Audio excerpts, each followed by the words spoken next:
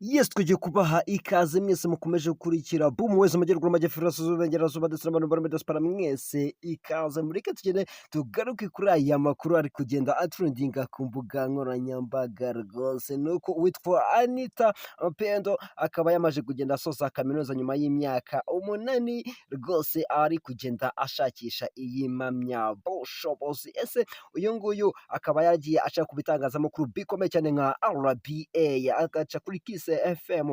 Ubu ngubu we agiye kugenda yerekeza hehe mu minsi iri imbere kubera yuko diplome abantu benshi bagendaga bamukangisha nawe yamaje kugenda rwose ayiterekaho, kandi abantu benshi bakaba bari kugenda bagaragaza neza cyane ko rwose ari umwe mu bantu bafitiwe icyitwa igikundiro nyamukuru Mighty Popo. Uyu nguyu ni umwe mu bantu bategura ibitaramo byinshi hano mu Rwanda, kandi rwose akaba ari n'umuntu utinyitse muri showbiz hano mu Rwanda, nawe akaba ari kugenda abwira abantu neza cyane yuko rwose mu minsi iri imbere akaba rwose agiye kugenda abahereza icyitwa uruhererekane rwa filime, kubera yuko nayo ikaba yamaze kugenda isohoka. Ese nawe uri mu bantu bari kugenda bayinyotera rwose? Nimba ari ubwa mbere ugeze kuri uno muyoboro, nahandi ni kuri Boom wezi, wibuke gukora subscribe rwose nawe ukagenda udushyigikira. Witwa rwose Bishop Gafaranga Jean Paul Nkundineza, aba ni abagabo mu mwaka usize bari hanze batakiri mu gihome. Uyu nguyu rwose akaba yitwa Jean Paul Nkundineza, we akaba ari kugenda atangaza yuko abantu bari kugenda bavuga yuko ngo yagiye azira zimwe mu video yagiye akora rwose ngo ni ukubeshya gukomeye cyane, kubera yuko ngo no mu rubanza rwe ntago zigeze zigaragara, kandi ikindi ni uko wari kugenda umuhesha rwose kugenda ataha atigeze aza ngo amusabire imbabazi nk'ibintu byabaye ku witwa Fata ku mavuta witwa The Ben, aza rwose akamuhesha imbabazi bityo n'igihano kikagenda kigabanyuka. Rwose akaba agenda avuga yuko uyu nguyu Joringo atigeze aza kubimukorera. Uyu nguyu akaba yitwa Jean Paul Nkundineza, akaba ari umwe mu banyamakuru bagiye bakora inkuru zivuga cyane ku butabera, kandi akaba yagiye agaragaza neza cyane yuko icyatumye akora izi nkuru z'ubutabera nuko hari bamwe mu bagize famiye ye rwose mu gihe yari afite imyaka 8 bagiye bafatwa nk'ibyitso kandi bagenda barengana ku myaka ye 8 rwose, ngo akaba atarigeze amenya ngo rwose FPR rwose ngo imeze gute kandi atayizi. Bityo rero akaba yarahise afata umwanzuro yuko azagenda arenganura abantu, akaba ari kugenda anatangaza yuko mu gihe cyose uzabona umuntu uri kugenda urengana rwose uzagerageza umukorere cyitwa ubuvugizi bwa nyabwo, kandi uzaterwa ishema n'uwo muntu wakoreye icyitwa ubuvugizi. Witwa Snoop Dogg, uyu ni umwe mu bahanzi b'abaraperi bakomeye cyane muri Leta Zunze Ubumwe za Amerika.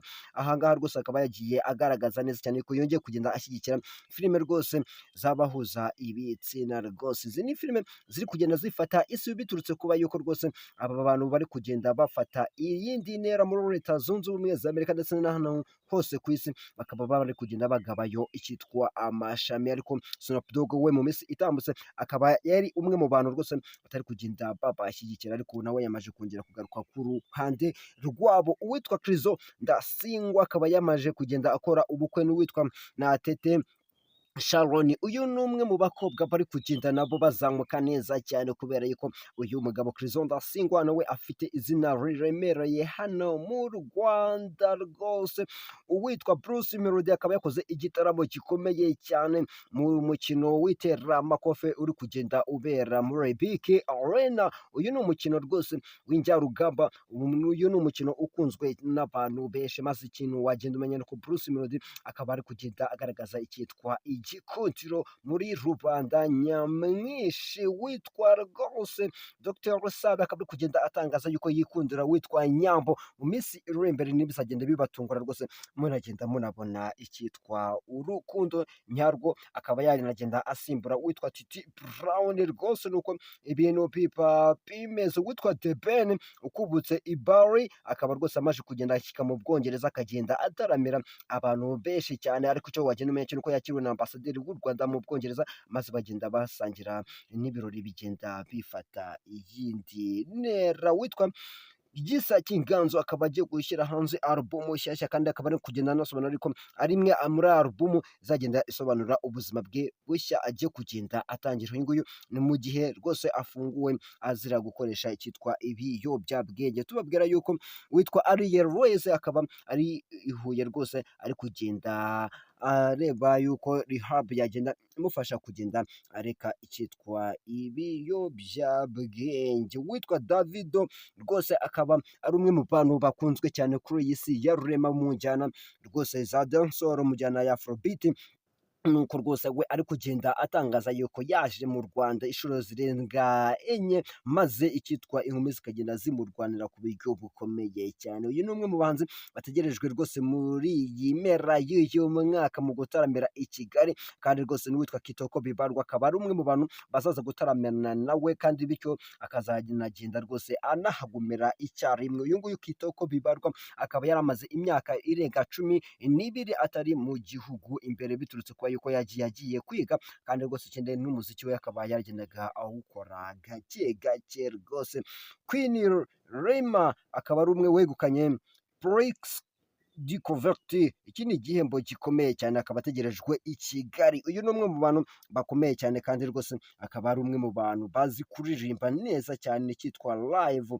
Uyu nguyu akaba ari umwe mu bantu bategerejwe kuza gutaramira i Kigali mu mpera z'uyu mwaka rwose. Nuko uwitwa Israel Mbonyi akaba ategerejweho kuzagenda ahereza icyitwa ibyishimo nyabyo abanyarwanda mu gitaramo rwose ari kugenda ategura kandi rwose no muri Just Comedy Show akaba ari we muntu uzagenda ataramana nabo rwose mu mpera z'uku kwezi. Nawe nimba ukunda komedi, nawe rwose nimba ukunda ibitaramo by'uyu mugabo rwose ntuzigere na rimwe ucikwa no kugenda utaramana n'aba abasore ba Jazzy Comedy Show. Uwitwa Olivier Kagame nyuma yaho yujuje ibihumbi 100 kuri TikTok, uwitwa Ama G The Black ndetse n'abandi bantu bose bakunze kuba bari kumwe kuri Space rwose akaba yagiye ahishura yuko rwose umuntu wese uzagenda umwereka yuko amufitiye urukundo ngo kugira ngo agende asibe video rwose ngo ni ukwibeshya gukomeye cyane. Uyu ni umwe mu basore bari kugenda bazamuka cyane ku mbuga nkoranyambaga. Ubu ngubu akaba ari kumwe n'uwitwa Ngarambe, ariko amakuru menshi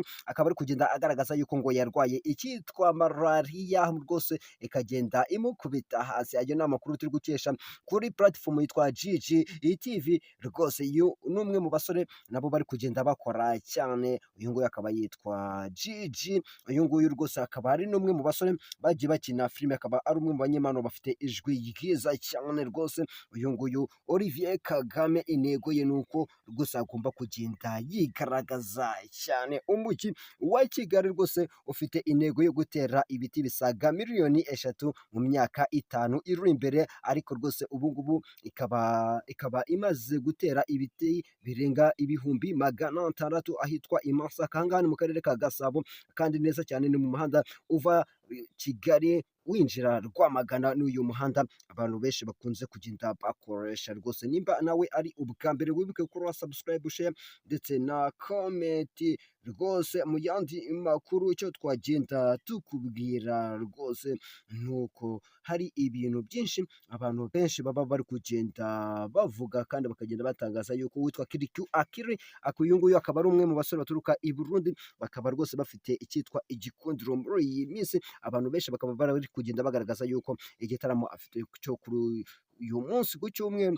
kiri bugende cyitabirwa n'abantu benshi, kubera yuko uwitwa Bushari akabazamo rwose Yamano, akazamo Davis D, akazamo rwose DJ Brian, bakaba biteguye guhereza icyitwa ibyishimo abantu bose bari buze kugenda bataramana nabo rwose. Ni ibirori biri buze kugenda biterwa inkunga na B1 Gin witwa rwose Gasuku, akaba yahaye icyitwa Gasopo witwa DC Crema. Uyu nguyu ni umwe mu banyamakuru rwose bari kugenda bavuga ko ari yakuru afite imodoka y'igicupuri ngo kandi rwose akaba ari imodoka ari kugira ngo we ngo ayitunge we yagenda yitungira rwose imodoka zimwe za zindi zigenda zihinga. Uyu nguyu ni umwe mu banyamakuru witwa DC Clement ukunzwe n'abantu benshi ku mbuga nkoranyambaga, kandi ikindi rwose akaba afitanye beef cyane n'uwitwa Ariel Cool, kubera yuko ngo iyi ni imodoka iri kugenda ivugisha abantu benshi, ngo kubera yuko bitewe n'ubwiza bwayo, ariko ngo yambaye plaka y'inkongomani.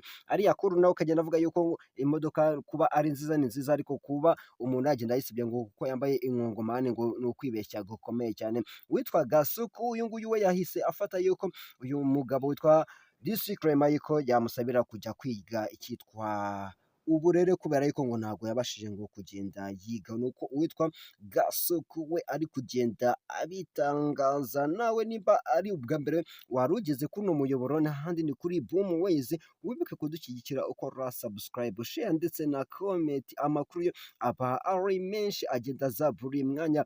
Perezida wa Rayon Sports bakaba bamaze kugenda bamushishikariza yuko rwose atazigera na rimwe ashyigikirwa kuba yagenda yirukana umutoza utoza ikipe ya Rayon Sports. Ni ibintu abantu benshi bari kugenda bibaza ngo ese ni ukubera iki biri kugenda biba muri iyi ekipe ya rubanda nyamwinshi. Mu yandi makuru turi kugenda dusoza nuko muri Israel rwose abantu basaga ibihumbi rwose 100 bagiye bitaba Imana, maze igihugu cya Israel kirabatwara kibahereza Gaza. Nk'ibintu abantu bari kugenda bibaza ngo ese biri kugenda bigenda gute. Donald J Trump we akaba yarahaye icyitwa witwa rwose perezida w'Uburusiya Vladimir Putin yuko rwose bagomba kugenda baganira mu gihugu cya Hongiriya, bakagenda bahurirayo bakagenda bahana icyitwa ubwino nyabwo, bakagenda baherezanya icyitwa ikintu nyacyo, bose buri wese akagenda abona inyungu ze, kandi bikazagenda bigenda neza cyane. Nyuma yaho yahise yakira perezida wa Ukraine muri Leta Zunze Ubumwe za Amerika, maze abantu bakagenda bishimira ikiganiro bagiye bakorana, kubera yuko